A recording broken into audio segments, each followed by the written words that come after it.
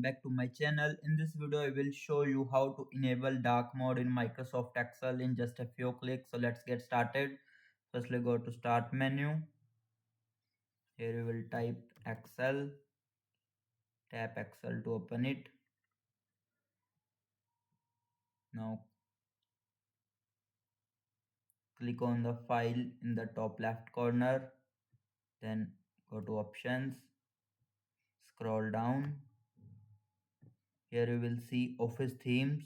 Click on it, choose it to black or dark gray, then press OK to save changes. Now you will see your Excel theme is in dark mode.